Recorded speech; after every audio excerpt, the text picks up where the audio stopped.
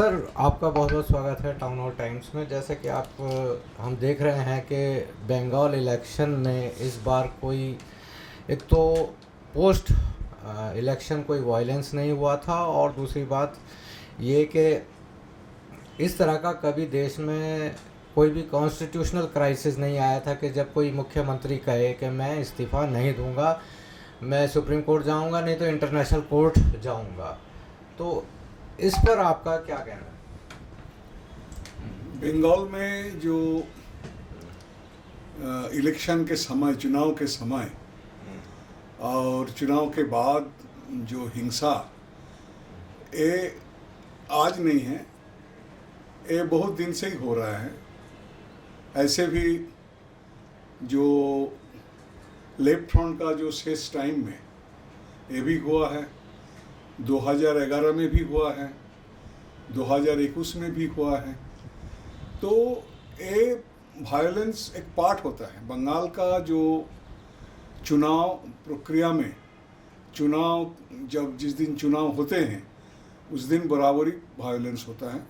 इसी बार एक चीज़ था जो एक्सक्लूसिव जो पैरामिलिट्री फोर्स का जो प्रयोग किया था, उसको जो मोबिलाइजेशन किया था बंगाल में, इसी कारण से चुनाव के दिन में बंगाल में कोई हिंसा हुआ नहीं। जब पैरामिलिट्री फोर्स को विथड्रॉ कर लिया और इसके बाद भी हिंसा शुरू हुआ है।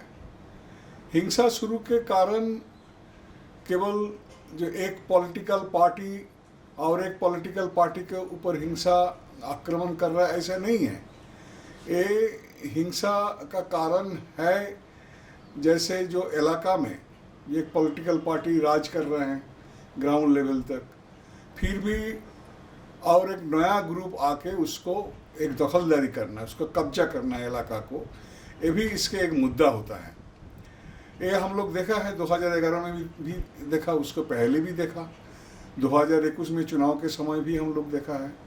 तो ये कोई नया चीज़ नहीं है। बंगाल में जो हिंसा, पोस्ट वायलेंस जो है, चुनाव के बाद जो हिंसा, ये कोई नया चीज़ नहीं है। एक परंपरा आप मान सकते हैं बंगाल का। तो उसी परंपरा में अभी एक मर्डर हो गया है शुभेंद्र अधिकारी के पीएस का। हाँ। तो अच्छा सर, एक चीज़ मुझे बताइए कि इस पूरे इलेक्शन में एसआईआर से लेकर हर चीज़, आप क्या कहना चाहते हैं कि एसआईआर का जो प्रोसेस ये रहा है और जिस तरीके से इसमें वोट काटे गए, 27,15,000 लोगों ने वोट भी नहीं दिए, तो उस हिसाब से क्या ये जो चुनाव है मतलब वैलिड होता है क्या? जैसे 27 लाख वोटर इसमें से काट दिए गए हैं, नाम काट दिए गए हैं, तो मेरे हिसाब से ऐसी स्थिति में चुनाव का कोई मतलब नहीं रहता है। सुप्रीम कोर्ट ने भी उसको पता नहीं किस आधार पर रिकॉग्नाइज कर दिया। बहुत आश्चर्य की बात है। सुप्रीम कोर्ट को नहीं करना चाहिए था जब इतने लंबे समय, जबकि सुप्रीम कोर्ट के चीफ जस्टिस ने एक बार कहा था, हमें हमारे सामने 7 ऐसे एग्जाम्पल दे दीजिए जो जिसके अंदर फेक वोटिंग है या कहीं भी धांधलेबाजी किस तरह की निकल कर आती है, तो हम पूरे इलेक्शन को उसके अंदर बदलाव कर देंगे, इस एसआईआर प्रक्रिया के अंदर बदलाव कर देंगे। और दूसरी तरफ जो रिसेंटली सुप्रीम कोर्ट का बयान आया कि ये अगली बार इसमें वोट दे देंगे, तो ये कोई 5 साल तक का एक सफ़र है। उसमें अगली बार का जो मतलब है वो 5 साल के बाद है, और 5 साल तक वो 27 लाख वोटर, जो बहुत बड़ी संख्या है, इतने में लोकतांत्रिक व्यवस्था इस पर निर्भर करती है 27 लाख वोटर पर। बिल्कुल गलत डिसीजन रहा सुप्रीम कोर्ट का, बिल्कुल ऐसा नहीं करना चाहिए था। इसका मतलब ये हुआ कि इतने सारे वोटर, 27 लाख वोटर उस इलेक्शन चुनाव व्यवस्था के अंदर शामिल ही नहीं थे। तो ऐसी स्थिति में चुनाव का कोई मतलब रह नहीं जाता है। दूसरा, जैसे डॉक्टर माझी साहब ने बताया कि एसआईआर जो इस समय पे चुनाव व्यवस्था के अंदर जो बाहरी केंद्र सरकार ने जो अपनी बिना चुनाव आयोग की परमिशन के, रिटर्निंग ऑफिसर की परमिशन के वहाँ पर एक व्यवस्था जो बंदोबस्त किया, वो भी अपने आप में एक दहशत फैलाने की स्थिति मुझे नज़र आई। और मुझे नहीं लगता था कि जब इतनी स्थिति थी और ऐसा माहौल बनाना था तो चुनाव करने की क्या ज़रूरत थी। और आज की स्थिति में देखो, आज की कई दिनों से वहाँ पर हिंसा का माहौल चल रहा है, ये उसी का रिजल्ट है। वहाँ पर एनकाउंटर स्पेशलिस्ट बिठा दिए गए हैं, वो कि किस लिए आए हैं, किस नीयत से आए हैं। मुझे तो लग रहा है कि भाई आगे आने वाले समय में बंगाल की बहुत बुरी स्थिति होने वाली है, क्योंकि वहाँ पर उत्तर प्रदेश के शासकीय एनकाउंटर स्पेशलिस्ट को नियुक्त कर दिया गया। ये चुनाव व्यवस्था का कोई मतलब नहीं रह था।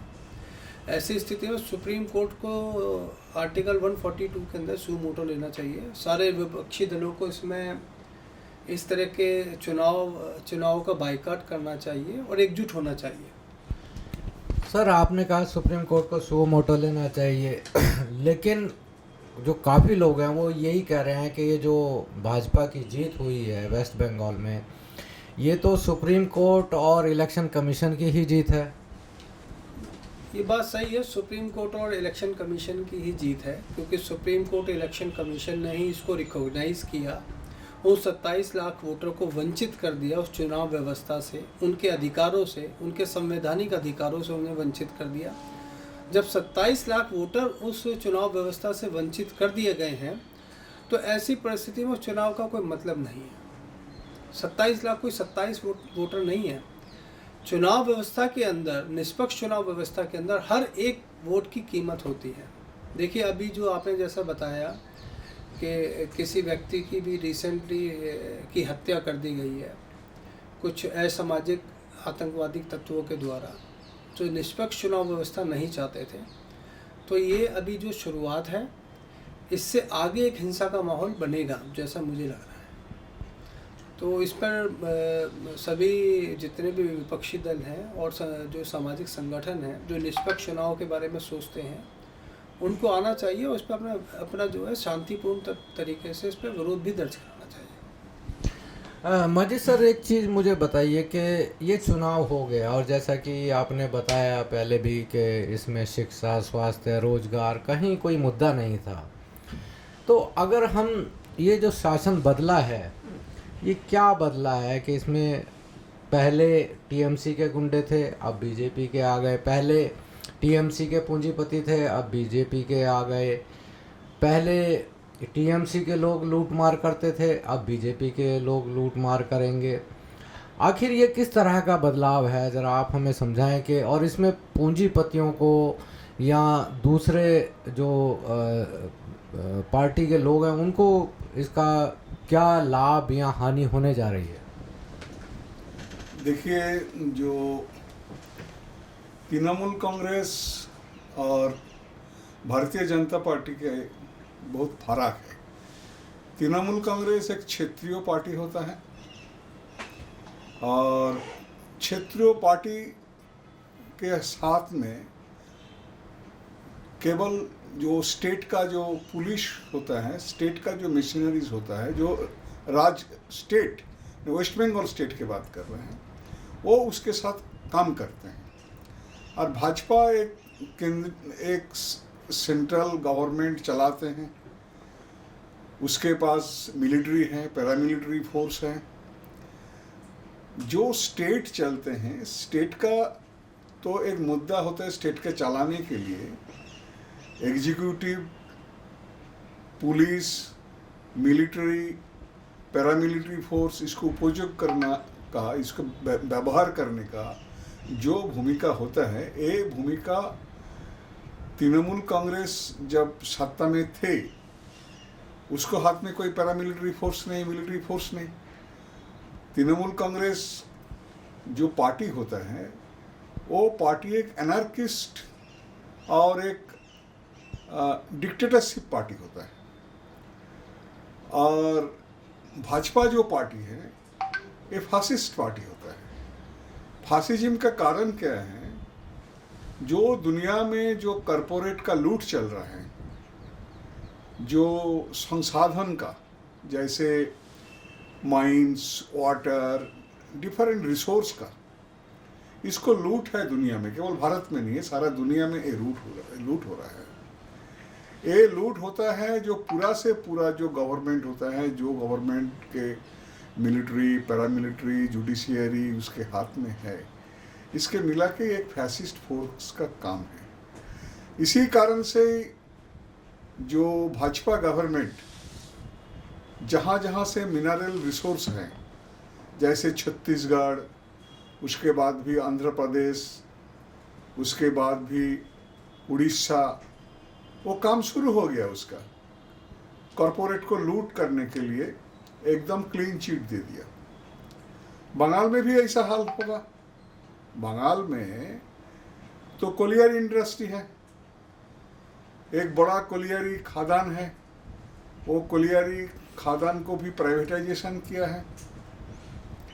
उसके बावजूद भी और एक बड़े खादान को उसको अभी खादान को क्या है, वो जो आकोरिक होता है, जो उसको भी इन्वेंट करेंगे, उसको भी, जैसे देवची पचमी डिस्ट्रिक्ट बीरभूम में, उधर कोयला भी है, बहुत बेहतरीन ग्रेनाइट्स भी है। इसको कैसे कब्जा करे, कॉरपोरेट लूट कैसे होगा। इसके बाद भी पेट्रोलियम रिसोर्स, क्रूड जो ऑयल होता है, क्रूड ऑयल का रिसोर्स भी मिला है बंगाल में। बे ऑफ बंगाल में भी क्रूड ऑयल का रिसोर्स मिला है।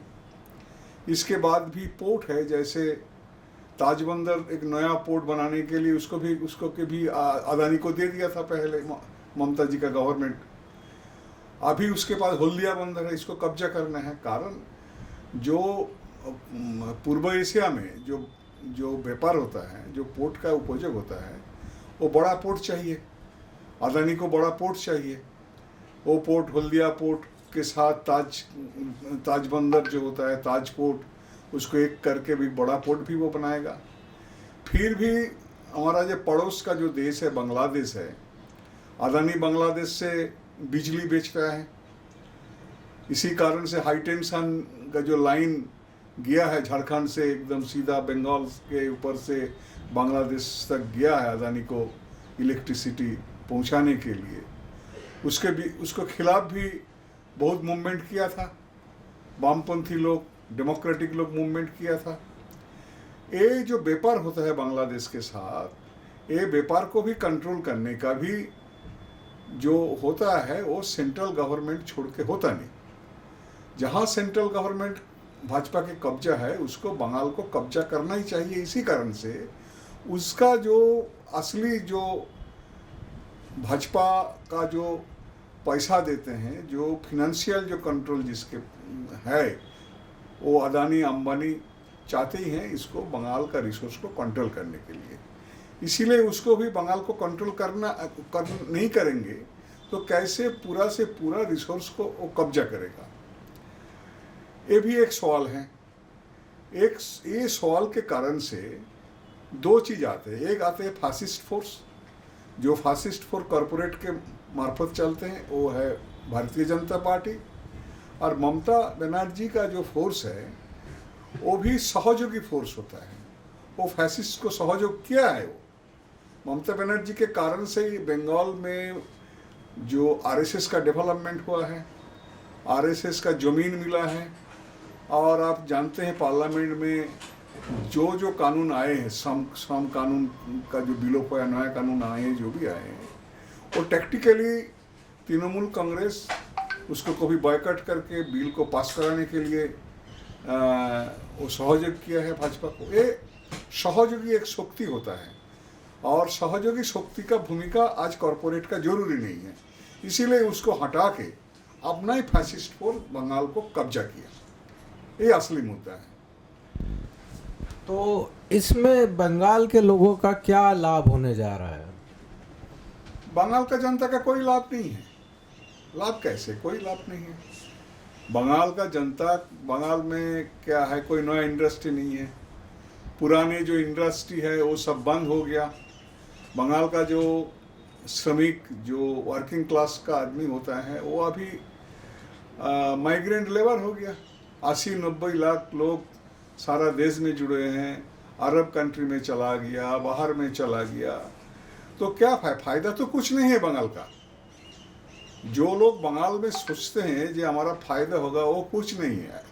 असली चेहरा है जो ए लुम्पेन फोर्स था, ए फोर्स उसका जहाँ जहाँ एक्सेस था उसी में पैसा कमाया, छोटे छोटे मिनरल को उठा के पैसा कमाया, नौकरी देने के पैसा कमाया। वो करप्शन में है। वो एक करप्शन से बड़ा करप्शन जो होता है, जो भाजपा लोग करते हैं, सारा देश का जो सारी मिनरल्स प्राकृतिक संपद को बेच रहा है, उससे बड़ा करप्शन है। लोग तो, आदमी तो देखता नहीं बड़ा करप्शन का। एक चीज़ है, आप रास्ता में एक पॉकेट मार, आपको जेब से, आपको जेब कतरो जो होता है, वो पॉकेट मारी किया, जेब कतरो, उसको देख के ही लोग उसको पीटते हैं। जो बैंक लूटते हैं, बैंक लूटने का लोग दूर से देखते हैं, उसको कभी कभी सर करके सैल्यूट मारते हैं। ये बैंक लूटने का जो फोर्स गया है वो भाजपा है, और जेब कतरे का फोर्स है वो तृणमूल है। यही फर्क है और कुछ नहीं। और जी मान लीजिए कि अब पूरे भारत में बीजेपी आ ही गई है, कुछ स्टेट्स बाकी हैं, तो आप इसमें क्या देख रहे हैं कि क्या ये फोर्स जो बीजेपी है एकदम पैन इंडिया यानी सारे स्टेट्स पर कब्जा कर लेगी, या यहाँ से इसका एक डाउनफॉल भी शुरू हो सकता है? देखिए, अभी तक बीजेपी किसी बौद्धिक स्टेट में नहीं गई थी।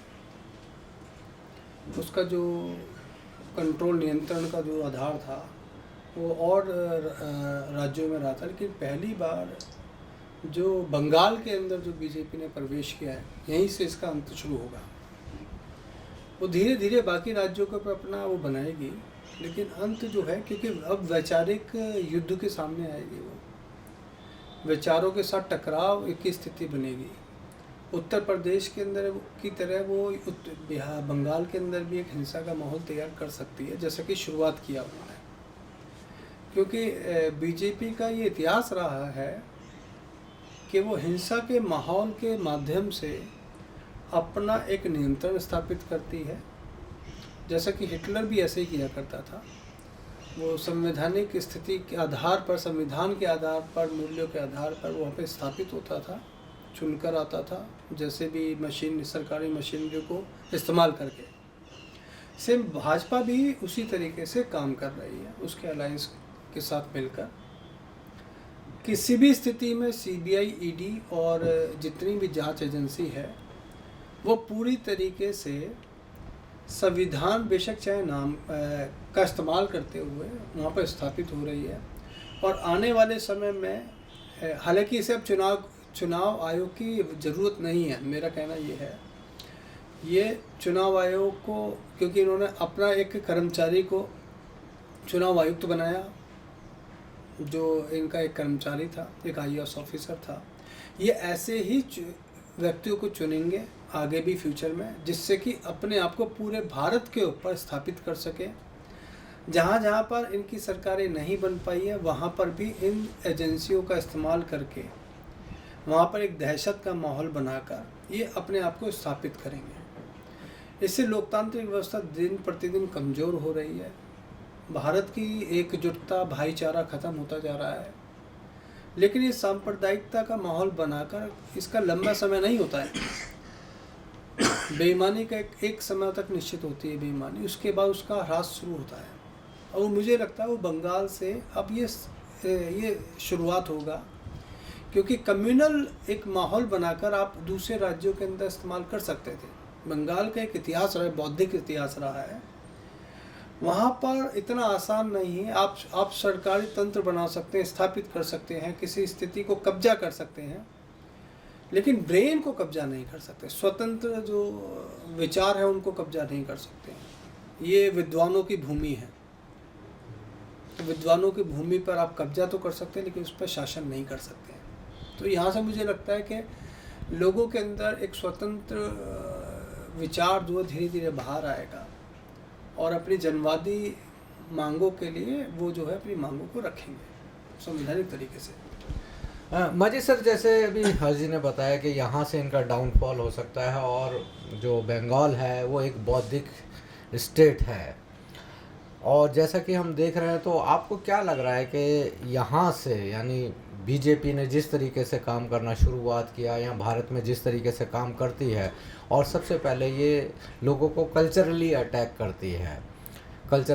करती है कि तुम ये नहीं पहनोगे, ये नहीं खाओगे, ठीक है, और इसमें इसी में मॉब लिंचिंग वगैरह शामिल हो जाती है। लेकिन और चुनाव से पहले बंगाल में भी इन्होंने किया था कि भाई ये लोग वहाँ पर दुर्गा के मतलब कि पंडाल में इनको मछली खाने से मतलब कि ऐतराज़ था, क्योंकि वहाँ पर, और जबकि वहाँ पर तो प्रसाद में चलती है। तो आपको क्या लगता है कि ये अपना जिस तरीके से आरएसएस ने पूरे देश को एक अपना सांस्कृतिक साम्राज्य, एक सांस्कृतिक कॉलोनी बनाई हुआ है, तो ये बंगाल को अपना कॉलोनी, सांस्कृतिक टकराव वहाँ होगा, सांस्कृतिक कॉलोनी बनाना चाहेगी और वहाँ से टकराव शुरू होगा, वहाँ से कुछ इनका डाउनफॉल होगा? ये बहुत इम्पोर्टेंट पॉइंट है। आरएसएस का जो काम था, जो सोशल इंजीनियरिंग नाम से, वो बंगाल में बहुत दिन पहले से ये काम शुरू किया है। बंगाल में कल्चर का जो है, एक है भद्रलोक कल्चर, जिसको बोलते हैं हम लोग जो भद्रलोक श्रेणी, जैसे अपर कास्ट, लिटरेट है, उसका एक कल्चर भी है। और जो सांस्कृतिक रूप से गांव में जो किसान, मजदूर, इसका भी एक कल्चर है। दोनों कल्चर का मिक्स्ड है बंगाल। अभी सोशल इंजीनियरिंग के मार्फत वो जो काम किया आरएसएस, जैसे बंगाल का जो भद्रलोक अपर कास्ट जो कल्चर है, वो कल्चर के मार्फत बंगाल का जो उत्पादक श्रेणी होता है, जो प्रोड्यूसर जो क्लास होता है, जो किसान, छोटे आर्टिशन, इसको कल्चर को दबा के रखा है। उसको व्यवहार करके, उसको प्रोजेक्ट करके सोशल इंजीनियरिंग किया है। उसको नतीजा मिला है।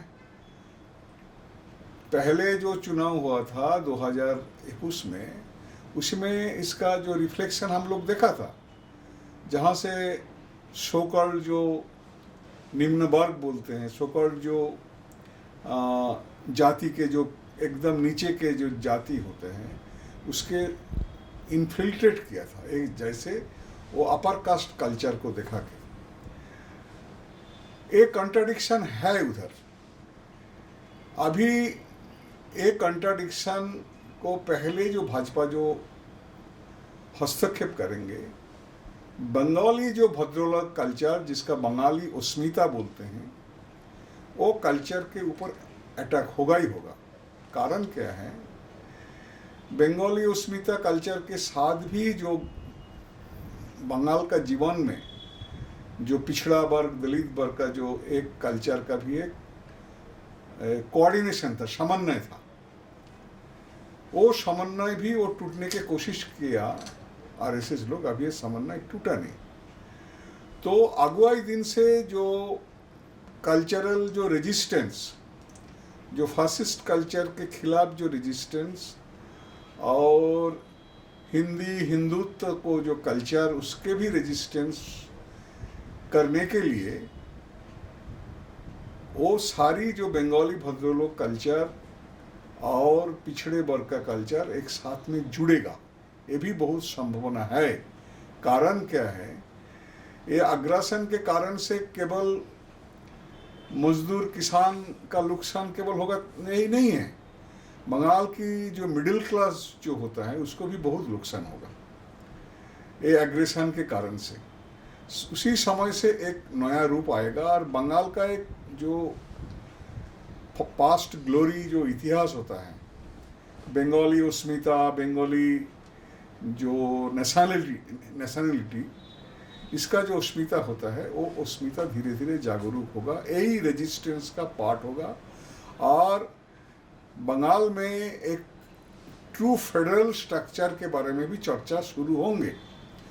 फेडरलिज्म के बारे में बांग्ला में चर्चा होता है, ज़्यादा हुआ नहीं, बहुत पहले हुआ है, 80s के 80 के समय, वो भी हम लोग भी चर्चा किया था उसी समय। वो भी गायब हुआ नहीं। भाजपा आने के बाद ये चर्चा शुरू होंगे। ये नया दिशा से भारत को बनाने का एक रास्ता निकालेगा। जो हम लोग देखते हैं, जो जहाँ से जहाँ क्राइसिस होता है वो क्राइसिस से नया चीज आएगा। जैसे ब्रिटिश जब बंगाल से आए हैं, ब्रिटिश का कल्चर को भी बंगाली लोग एडॉप्ट भी किया और ब्रिटिश के खिलाफ भी लड़े। ब्रिटिश के खिलाफ लड़े हैं बंगाली कल्चर को भी डेवलप करके। यूरोपियन कल्चर का जो प्रोग्रेसिव कल्चर, वो कल्चर को मिला के बंगाली जो कल्चर का डेवलपमेंट हुआ है। आज के दिन से बंगाली के ऊपर जो हिंदुत्ववादी कल्चर, जो फ्यूडल कल्चर को थोप देंगे, ये बंगाली जाति इसको मानने के लिए तैयार होगा नहीं। उसके अंदर एक अस्मिता है, उसके अंदर एक रिवोल्यूशनरी चिंतन है। तो हर्जी जो बताए यही ठीक है। अगुवाई दिन से भारत में दो तरीके से, दो स्टेट से एक नया रास्ता निकलेगा। एक बंगाल, फिर भी पंजाब से भी, पंजाब का जो अपना एक फेडरल स्ट्रक्चर के जो चर्चा होते हैं, पंजाब में भी पंजाब का जो एक आइडेंटिटी का सवाल होता है। फिर भी साउथ में जो तमिलनाडु में भी एक आइडेंटिटी का सवाल है, केरला में भी आइडेंटिटी का सवाल है। हम लोग एक क्राइसिस के अंदर ही एक नया भारत को देख रहे हैं। तब भी ये लड़ाई बहुत कठिन लड़ाई होगा। मुझे लग रहा है भारत की फ्रीडम मूवमेंट से ज़्यादा टकराई होगा नया भारत बनाने का। तब भी मेरा जो विश्वास है, कभी फैसिस्ट फोर्स दुनिया में जीतता नहीं। फैसिस्ट फोर्स को हटाने के लिए बंगाली लोग एकजुटता होगा ही होगा। चलिए, बहुत बहुत शुक्रिया माजी सर, बहुत बहुत शुक्रिया हर्ष जी।